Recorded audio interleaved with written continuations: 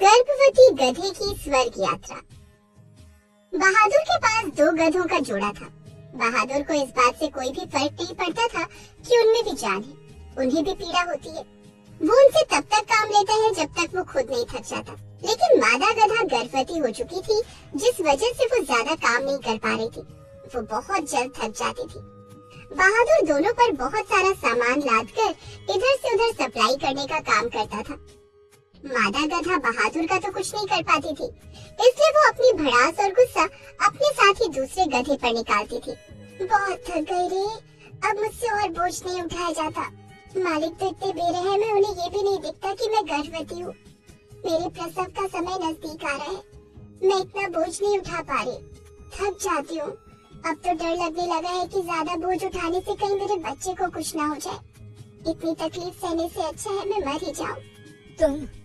तुम मरने की बातें क्यों करती हो? तुम्हें कुछ हो जाएगा तो मेरा क्या होगा? तुम ऐसा ना कहा करो। लाओ, तुम अपना सामान मुझे लाद दो। मैं जानता हूँ तुमसे बोझ नहीं उठाया जा रहा, लेकिन क्या करूँ? मालिक को कौन समझाए कि हम जानवरों को भी थकावट होती है, हमें भी तकलीफ होती है। तुम तो रहने ही दो, तुम कुछ नहीं कर सकते मेरे लिए। तुम्हारी जगह कोई दूसरा होता तो उसे कितनी चिंता होती मेरी। इसमें भला मेरी क्या गलती है? मेरा बस चलता तो मैं तो तुम्हें रानी बनाकर रखता, तुम्हें इतना सा भी काम नहीं करने देता। लेकिन मेरे हाथ में तो कुछ भी नहीं है। जब तुम्हारे हाथ में कुछ नहीं है तो बातें क्यों करते हो? फिर बातें करने से कुछ नहीं होता। और बार बार ये मत बोला करो कि तुम मेरा बोझ भी उठाओगे, क्योंकि तुम मेरे लिए कुछ नहीं कर सकते, इसलिए चुप रहा करो। लेकिन मैं तुम्हारा बोझ लेना चाहता हूँ, मुझे तुम्हारे लिए पीड़ा महसूस होती है। अगर तुम मुझसे बोझ ले भी लोगे ना, तो भी मालिक मेरे ऊपर दूसरा बोझ लाकर लाद देंगे, इसलिए चुप रहा करो। जब तुम सब जानती हो तो फिर तुम मेरे साथ इतनी चिढ़ी क्यों रहती हो? इसमें भला मेरी क्या गलती है? गलती तुम्हारी नहीं, गलती मेरी है। मेरा तो कोई इस दुनिया में है ही नहीं। एक तो इतना जालिम मालिक मिला और ऊपर से तुम मिल गए, जिससे मैंने इतना प्यार किया और तुम्हें मेरी बिल्कुल भी चिंता नहीं है। देखना, जिस दिन मैं मर जाऊंगी तो उस दिन तुम्हें मेरी कदर महसूस होगी। बहादुर के अत्याचार से गधा गधी दोनों परेशान थे, लेकिन मादा गधा हमेशा अपने मालिक की गलती की सजा तो अपने साथी गधे को ही दे देती थी। वो उस बात का गुस्सा अपने साथी पर ही निकालती थी और पूरा दिन थकने के बाद शाम को घर लौटकर जोर जोर से कराह कराह कर बस एक ही बात कहा करती थी, भगवान, अब मुझसे और बर्दाश्त नहीं होता। बेचारी कौन सी कर्मों की सजा मिल रही है मुझे। क्या गधा होना पाप है? अब मुझसे और सहन नहीं होता। बस मुझे अपने पास ले जाओ भगवान, अपने पास ले जाओ। अब मुझसे इसकी पीड़ा देखी नहीं जाती है, इसका दर्द मुझे क्यों नहीं दे देते भगवान? भगवान, कुछ ऐसा चमत्कार करो कि हमारे मालिक को समझ आ जाए कि अब ये और बोझ नहीं उठा पा रही है, ये गर्भवती है। फिर मालिक चाहे सारा बोझ मेरे ऊपर लाद दे, लेकिन इसको बख्श दे। चलो दोनों उठो, सुबह हो गई है। अपना दाना पानी खाओ और काम के लिए निकलो। देखो तो कितने आलसी गधे हैं, अभी तक सो रहे। खाने में तो कोई आलस नहीं करते, बस काम करने में जैसे मौत पड़ती है इनको। लीला, दे दिया तुमने इन आलसी गधों को दाना पानी? दे तो दिया है और मजे से खा भी रहे, बस काम में आलस करते हैं। तुम इसकी चिंता मत करो, इनको मैं देख लूंगा। तुम बस अपना ध्यान रखो, गर्भावस्था में तुम्हें आराम करना चाहिए। इतना काम करने के बावजूद भी हमारे मालिक कभी भी नहीं कहते कि हम अच्छा काम कर रहे हैं। हमेशा हम दोनों पे गुस्सा ही करते हैं। मालिक की पत्नी गर्भवती है, उसकी मालिक को कितनी चिंता है। मैं भी गर्भवती और मेरे ऊपर तो कोई तरस नहीं, बल्कि मुझ पर तो सामान लाद लाद कर काम करवाते हैं। मैं नहीं रहना चाहती अब ऐसे मालिक को और तुम्हारे साथ। आज भी बहादुर ने दोनों से बहुत काम लिया। दोनों ही काम करके बहुत थक चुके थे, लेकिन मादा गधा का काम करके बहुत बुरा हाल था। आज दर्द उससे बिल्कुल बर्दाश्त नहीं हो रहा था। घर जाकर मादा गधा बहुत रोई। भगवान, क्या ये इंसान इतने पत्थर दिल होते हैं जिन्हें हम जानवरों का दर्द बिल्कुल भी महसूस नहीं होता। अब तो ऐसा लगता है बोझ के तले मेरा बच्चा दबकर मर जाएगा। वो इतना बोझ नहीं सह पाएगा, और अगर वो पैदा हो भी गया तो कल को उसका भी मालिक हमारी तरह ऐसा ही हाल करेंगे। ऐसी जिंदगी से तो अच्छा है भगवान मुझे अपने साथ ले जा। लगता है ये मादा गधा बहुत परेशानी और पीड़ा में है। ये इस जीवन से बहुत दुखी है, दिन रात मेरा नाम जपती है, मुझे ले जाओ। अगर ये इतनी दुखी है तो मुझे इसकी मदद करनी चाहिए। रात में दोनों गधे सो रहे थे, तभी मादा गधा के सामने भगवान आकर प्रकट होते हैं और उसे नींद से जगाते हैं। क्या तुम अपने इस जीवन से संतुष्ट नहीं हो और तुम मेरे साथ जाना चाहती हो?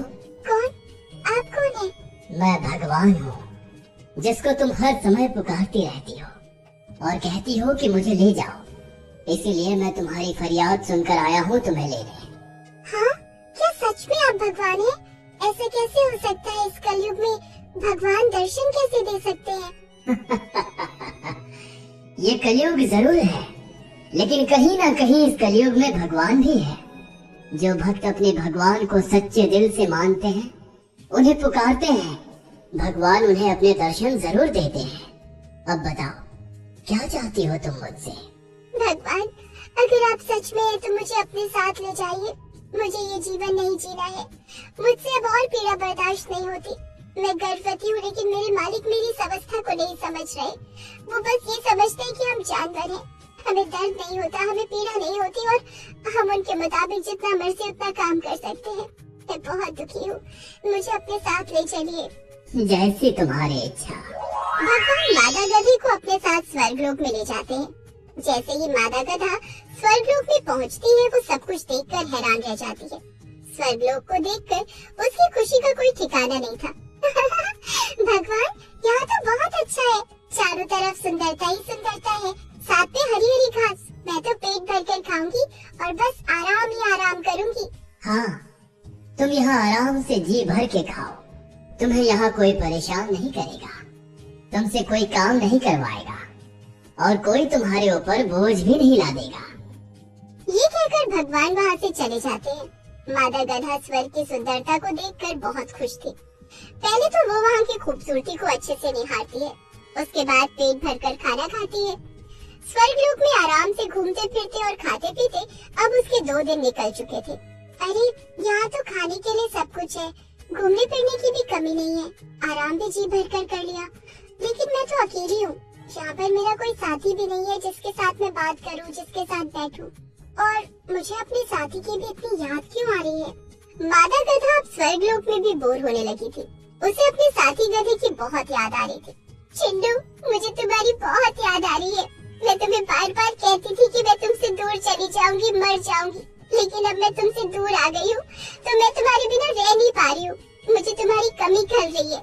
इतनी सुख सुविधा और आराम होने के बावजूद भी मैं तुम्हें बहुत याद कर रही हूँ। क्या करूँ, कहाँ जाऊँ?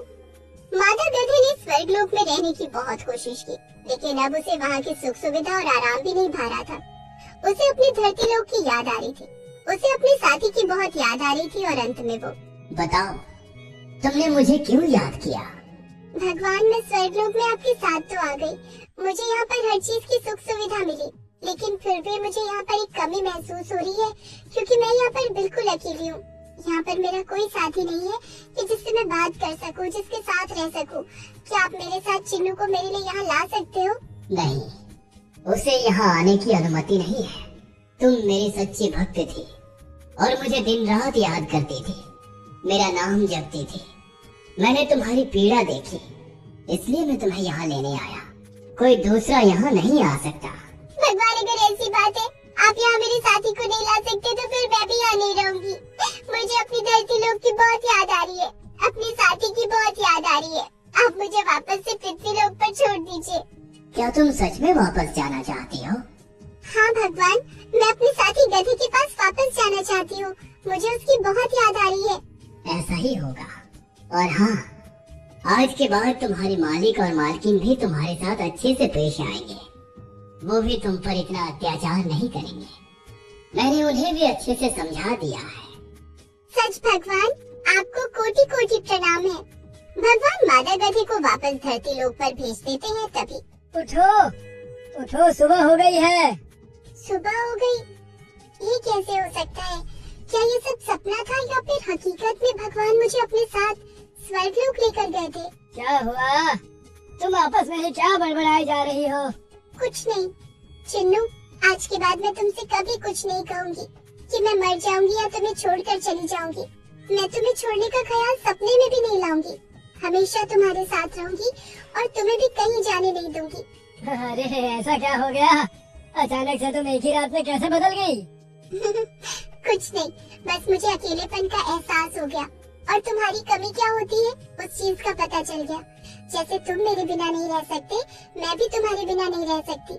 मैं तब से तुम्हें यही समझाने की कोशिश कर रहा था कि मैं तुम्हारे बिना नहीं रह सकता। जब तक हम दोनों एक दूसरे के साथ हैं, हम दुनिया की हर चीज से लड़ सकते हैं। हाँ, तुम सही कहते हो। कभी बहादुर और उसकी पत्नी लीला दोनों गधों के लिए पानी और अच्छा अच्छा चारा लेकर आते हैं। तुम दोनों मुझे माफ कर दो। मैंने हमेशा अपने मतलब के लिए तुम्हारा उपयोग किया। कभी नहीं सोचा कि तुम भी थकते हो। दिन रात तुमसे काम लिया, गर्भावस्था में भी तुम पर तरस नहीं खाया। लेकिन आज मेरी आंखें खुल गई हैं।